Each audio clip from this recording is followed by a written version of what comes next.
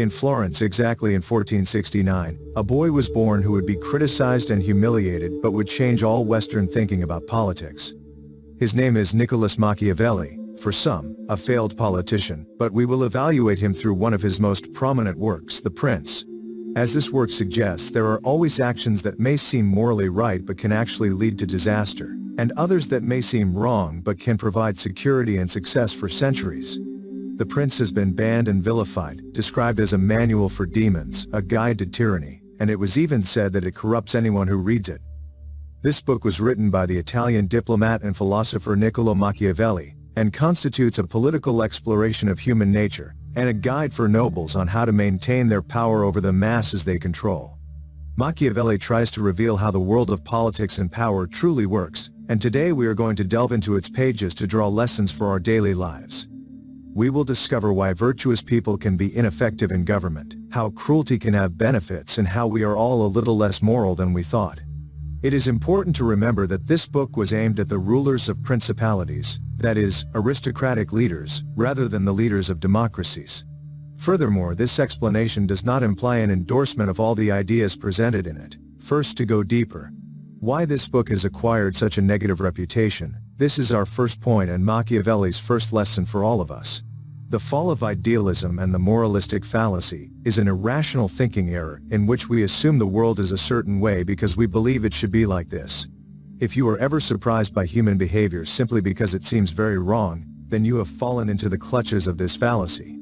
According to Machiavelli, the reality is that people commit terrible, cunning and villainous actions all the time, and he is here to remove the blindfold and show us the world as it is. Before Machiavelli, much had been written on the subject of government, but much of it was the work of philosophers discussing how to be a moral ruler, or how to be a good citizen. For example, Aristotle's Politics focuses heavily on issues of virtuous government and how to run states to promote human flourishing. However, Machiavelli did not agree with this at all. The Prince aims to help rulers achieve and maintain power. For Machiavelli, there was a fundamental problem with all this moral reasoning about how to be a virtuous ruler, and that is that most people are simply not virtuous. He is not judging them, he is simply expressing what he sees as a basic fact about the world. According to Machiavelli, by nature, people are disloyal, seek their own benefit, and will be willing to carry out any immoral or amoral act they consider appropriate at the moment, justifying it later with twisted ethical reasoning. In a world like this, a ruler who only cares about the color of his own soul would be devoured and soon lose power. Machiavelli is clear at this point. Being a good person is simply not enough to be a stable and secure ruler. Sometimes for both the ruler and his citizens to be stable and secure, it is better than being good. Machiavelli witnessed the turbulent times in Italy where city-states rose and fell, governments crumbled, and massacres were common.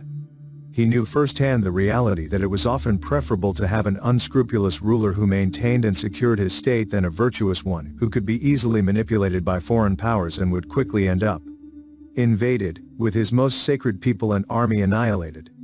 This is why he insists in this first lesson, discarding any idealism about how the world should be.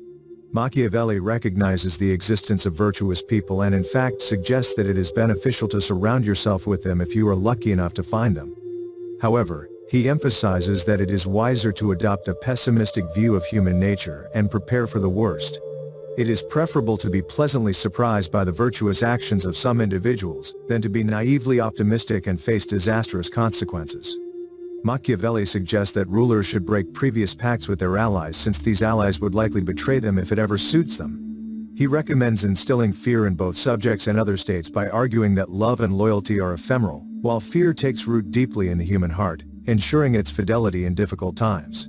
He affirms that one should worry more about appearing good than about being truly good, since according to him, this is the norm followed by the majority.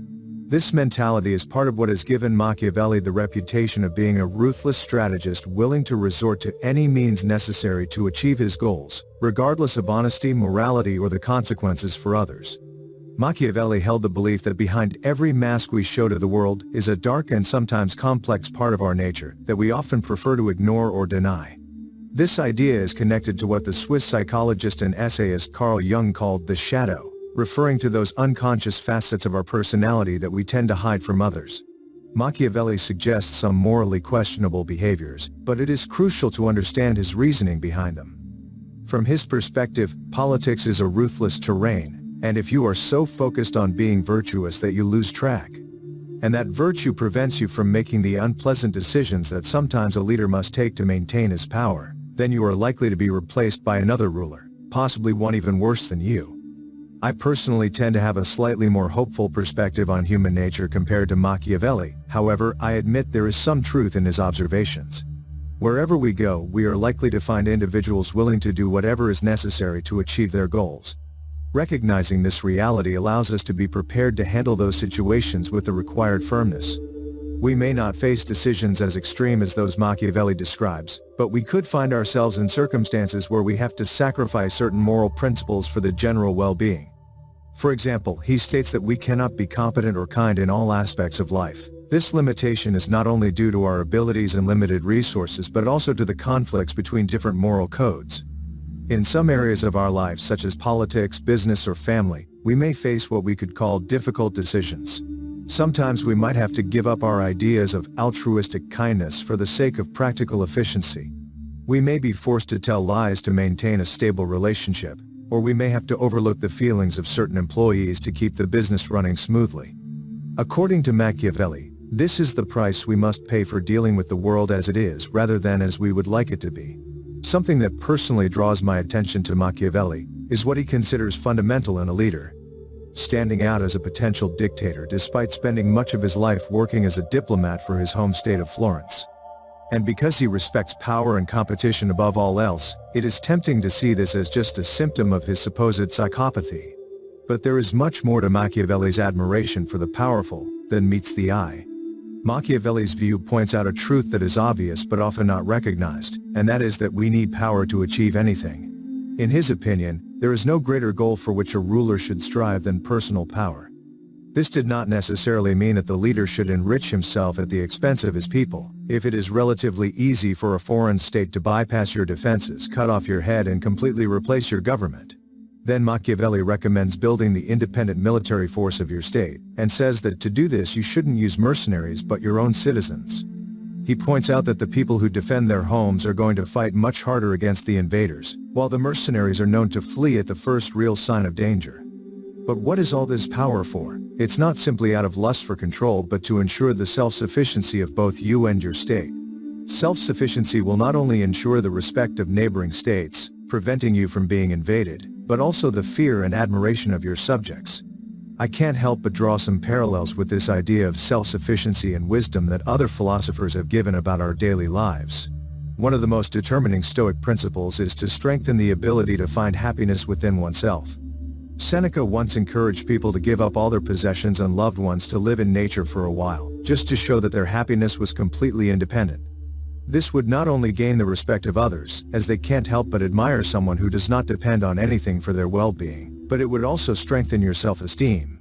This last point may be the most valuable since, although we can distance ourselves from those who hate and belittle us, if we do not respect ourselves, there will always be a voice in our head that tells us we are worthless.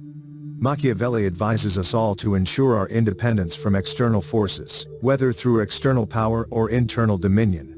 But the most unfortunate part of Machiavelli's advice is perhaps his suggestion that sometimes a leader must be cruel or harsh for the good of his government, and that is what we will explore below.